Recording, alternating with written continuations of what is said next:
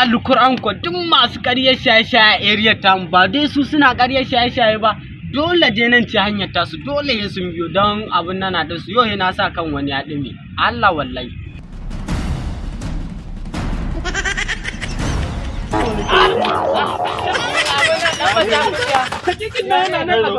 Dauna nan kaga dawo nan.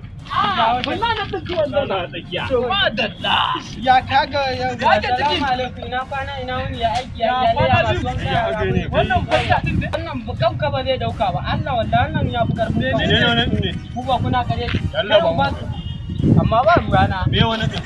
Duk wani harkar shaye-shaye yanzu a garin nan na ji na fahimci abin da ake. kai da kake cewa kansa ba zai dauka ba to ba za ka ci in gaya ma ka tsaya lissin malam in gaya ma. Me a'a ba ne wannan? In dai ka ji ana a kuskura to wannan shine ba Zancen dukan yaro ba. zancen wofi abokina da ya masa waye ni. Kai baka san waye wannan ba. To lokacin da muka je Shagamu mun fi shekara 3 a Shagamu. Kaga shi ne shan sholisho sai ya sha katan guda. Idan ya sha katan guda din da haka zai miƙe tiren ya tafiya yana ba mu mamaki.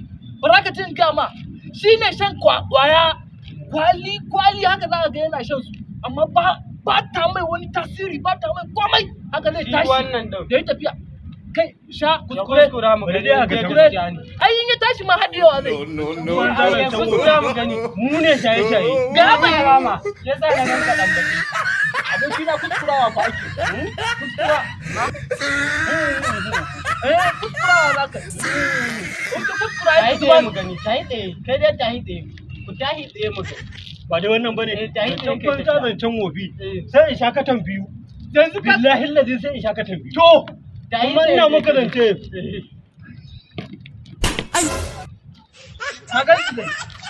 Yanzu daga nan har hagu da sai ya tafi abokina tashi mu je. La ilaha illallah Rasulullahi abokina yau buri ya ci kaɗan dama shi ne niyan abin nan da sai kuma Abokina. Allah wallahi Ka zo kusa mana aboki. kai Ku kwantar da ni. bacin a kwance kake Allah abokina ko a rana ne. haba dan Allah kaka bani Ko kunya a ƙasa ne ku kwantar da ni don inna Allah. lillahi wa inna ilaihi raji'un shikenan Ku sai da ido, mu ta Ku cire asibiti min wando na.